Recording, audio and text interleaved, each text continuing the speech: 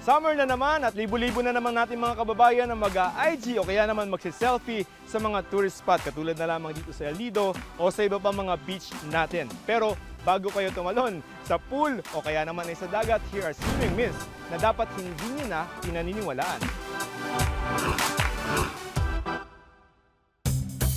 Ang isa sa mga myth o sabi-sabi kapag natusok ka raw ng jellyfish o dikya, ang pinakamabisang first aid daw, wiwi. Very wrong. Siguro sa mga dati ginagawa yon and probably a wrong education also on how to first aid. Wala rin kasi siyang scientific finding. Una-una ang ihi din kasi is dirt. Okay, so probably it can also, aggravate. Ang fact, ayon sa mga siyentipiko, vinegar o suka ang pinakamabisang paraan para ma-deactivate ang sting ng dikya. Para naman sa mga magtatampisaw sa pool, myth number 2, kapag malakas ang amoy ng chlorine sa pool, ibig sabihin malinis to?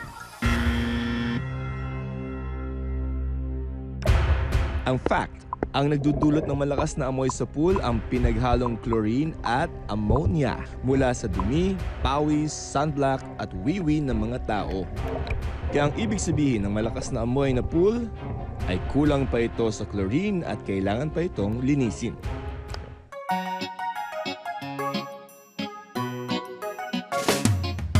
Para daw hindi pulikatin, ay kailangan maghintay ng 30 minutes hanggang 1 oras pagkatapos kumain bago tumalon sa pool o kaya naman ay sa dagat.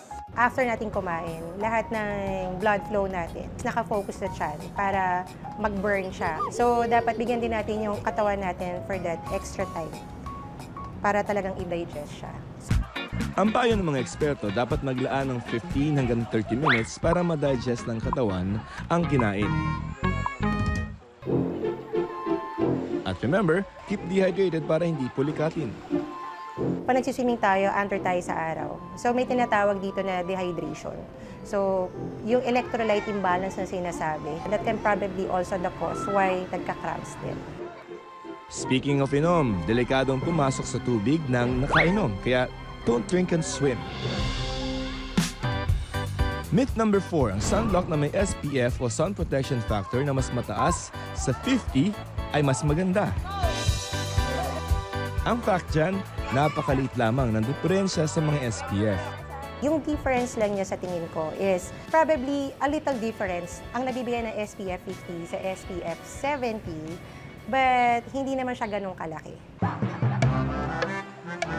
And last but not the least, myth number 5, walang masama sa pagwiwi sa loob ng swimming pool. Ito ay absolutely false.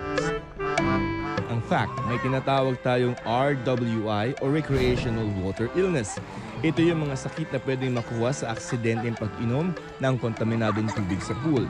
Isa sa mga RWI, ang diarrhea. Siyempre, meron yung mga public pool. Yung hygiene ng mga tao, hindi mo na makontrol.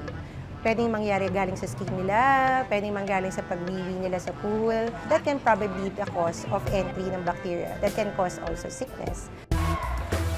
Kaya alalahanin ugaliing mag-shower bago pumasok sa pool at huwag nang makiswimming pa kung may diarrhea. At pinaka-importante sa lahat, safety first. Kapag may kasamahan kayong nalunod at hindi ka marunong ng first aid, payo ni Coach Bing, kung ikaw talaga, ikaw na yung nag-rescue at wala kang first aid or lifeguard na nandun sa poolside, labas nyo na sila ng tubig. And ang pinakamaganda dyan is lagyan nyo sila sa likod nila. Pinaka-best way talaga is igilid para lumabas yung tubig.